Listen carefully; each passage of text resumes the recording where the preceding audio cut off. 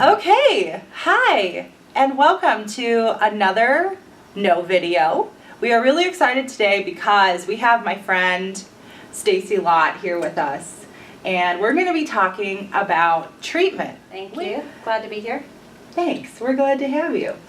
So can you talk a little bit about you and what you do? I'm an executive director of Footprints to Recovery. It's a substance abuse treatment center that the levels of care that we provide are PHP, IOP, and OP level of care. What the hell does that mean, Stacy? So in substance abuse treatment, there's different levels of care, and they range from detox, inpatient, PHP, which is partial hospitalization. So it's a lower level, less intense than residential. You don't have to live there. You don't have to be an inpatient person. And then it continues to go down. The idea between the levels of care is that it provides a certain amount of structure to the individual. So one of the reasons people go into treatment is that they don't have internal structure to make proper decisions and schedule their life.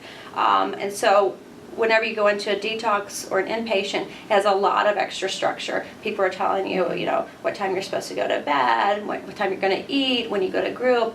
And as you continue to get lower levels of care, it has less and less structure, less and less group. And then that way it allows people to start going back into their lives and living lives. So you can actually be employed while in those lower levels of care. You can be a part of your families. And so the idea is that as you continue to transition lower levels of care, you're starting to apply skills more, so that whenever you actually get to OP level, which is maybe twice a week, once a week, maybe even just individuals, you're already applying those skills on the outside. So each That level kind of of care sounds like a long process, though.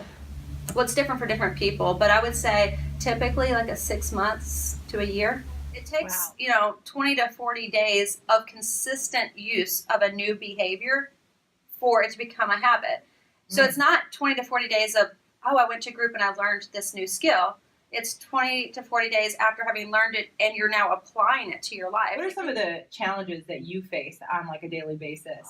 Every day, every time someone comes in, every time we need additional days for treatment. Our counselors, our UR specialists have to call insurance companies.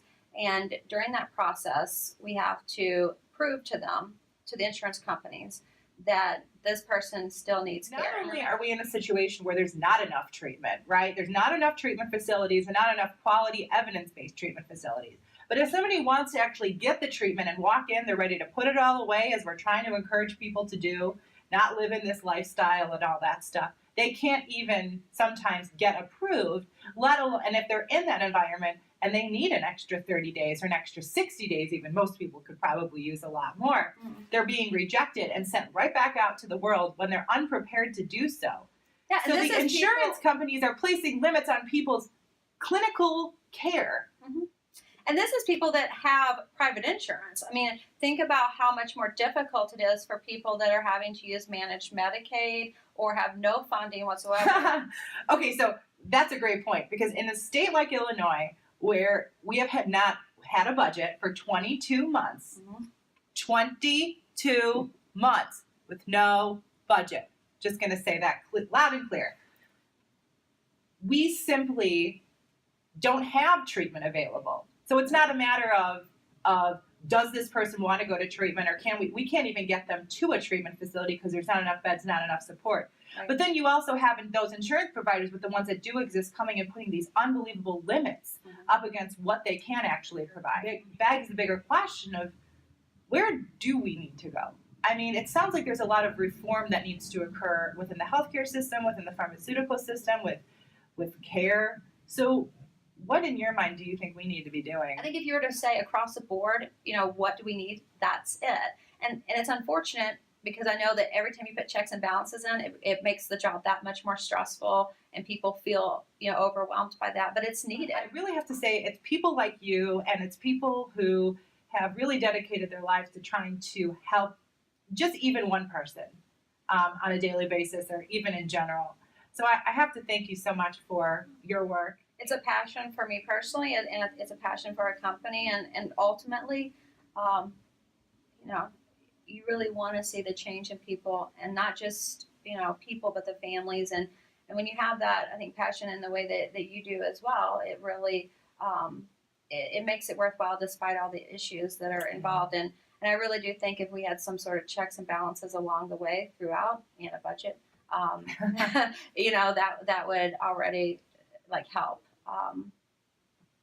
Every person that sees this video, or any person who's out there that has somebody in their life that has an issue, people advocating, people talking to their representatives, people, being a part of the community events that we have, and making sure that the people that are making decisions realize that our communities and the people that are involved in those communities find this to be an important issue, rather than everybody having ideas and doing nothing with those.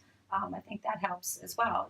Every person can make a difference just by getting involved, and I think that's something that I appreciate about you and Live for Lolly, and trying to get people involved in this. And it's important. It's an important issue.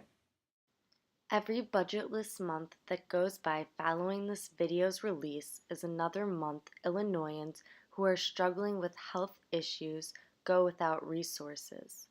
Politics have no place in healthcare. Wake up, Illinois. Respectfully, the Live for Lolly team.